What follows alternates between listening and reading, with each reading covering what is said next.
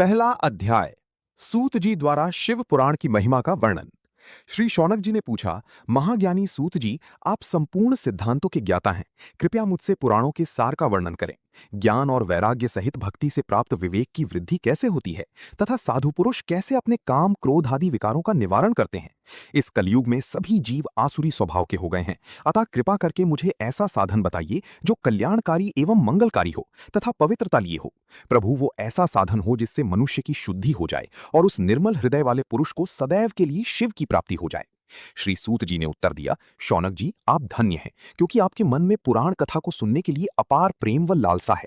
इसलिए मैं तुम्हें परम उत्तम शास्त्र की कथा सुनाता हूं।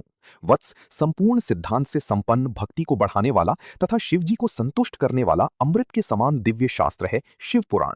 इसका पूर्व काल में शिव जी ने ही प्रवचन किया था। गुरुदेव व्यास ने सनत कुमार मुनि का उपदेश पाकर आदरपूर्वक इस पुराण की रचना की है। ये पुराण कलयुग में मनुष्यों के हित का परम साधन है। शिव पुराण परम उत्तम शास्त्र है। इस पृथ्वी लोक में सभी मनुष्यों को भगवान शिव के विशाल स्वरूप को समझना चाहिए। इसे पढ़ना एवं सुनना सर्व साधन है। ये मनोवांछित फलों को देने वाला है। इससे मनुष्य निष्पाप हो जाता है तथा इस लोक में सभी सुखों का उपभोग करके अंत में शिव लोक को प्राप्त करता है। शिव पुराण में 24,000 श्लोक हैं, जिसमें 7 संहिताएं हैं। शिव पुराण परब्रह्म परमात्मा के समान गति प्रदान करने वाला है। मनुष्य को पूरी भक्ति एवं संयम पूर्वक इसे सुनना चाहिए।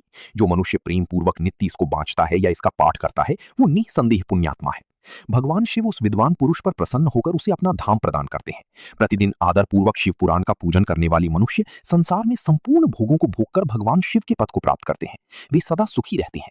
शिव पुराण में भगवान शिव का सर्वस्व है। इस लोक और परलोक में सुख की प्राप्ति के लिए आदर पूर्वक इसका सेवन करना चाहिए। ये निर्मल शिव पुराण धर्म, अर्थ, काम और मोक्ष रूप चारों पुरुषार्थों को देने वाला है।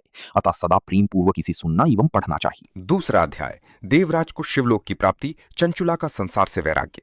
श्री शौनक जी ने कहा, आप धन्य हैं सूत जी, आप परमार्थ तत्व के ज्ञाता हैं। आपने हम पर कृपा करके हमें ये अद्भुत और दिव्य कथा सुनाई है। भूतल पर इस कथा के समान कल्याण का और कोई साधन नहीं है। आपकी कृपा से ये बात हमने समझ ली है। सूत जी, इस कथा के द्वारा कौन से पापी शुद्ध होते हैं, उन्हें कृपापूर्वक बताकर इस जगत को कृतार्थ कीजिए।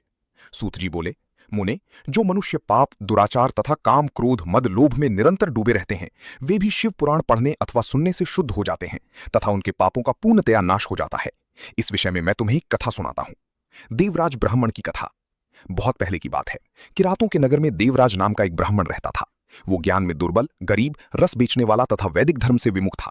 वो स्नान संध्या नहीं करता था तथा उसमें वैश्य वृत्ति बढ़ती ही जा रही थी। वो भक्तों को ठगता था। उसने अनेक मनुष्यों को मारकर उन सबका धन हड़प लिया था। उस पापी ने थोड़ा सा भी धन धर्म के काम में नहीं लगाया था। वो वेश्यागामी तथा आचार भ्रष्ट था। एक दिन वो घूमता हुआ दैवयोग से प्रतिष्ठानपुर, झूसी प्रयाग जा पहुंचा। वहां उसने एक शिवालय देखा जहां बहुत से साधु महात्मा एकत्र हुए थे। देवराज वहीं ठहर गया। वहां रात में उसे ज्वर आ गया और उसे बड़ी पीड़ा होने लगी। वहीं पर एक ब्राह्मण देवता शिव पुराण की कथा सुना रहे थे। ज्वर में पड़ा देवराज भी ब्राह्मण के मुख से शिव कथा को निरंतर सुनता रहता था। 1 मास बाद देवराज ज्वर से पीड़ित अवस्था में चल बसा। यमराज के दूत उसे बांधकर यमपुरी ले गए। तभी वहां शिवलोक से भगवान शिव के पार्षद गण आ गए। वे कर्पूर के समान उज्जवल थे। उनके हाथ में त्रिशूल, संपूर्ण शरीर पर भस्म और गले में रुद्राक्ष की माला उनके शरीर की शोभा बढ़ा रही थी। उन्होंने यमराज के दूतों को मारपीट कर देवराज को यमदूतों के चंगुल से छुड़ा लिया और वे उसे अपने अद्भुत विमान में बिठाकर जब कैलाश पर्वत पर ले जाने लगे तो यमपुरी में कोलाहल मच गया, जिसे सुनकर यमराज अपने भवन से बाहर आए।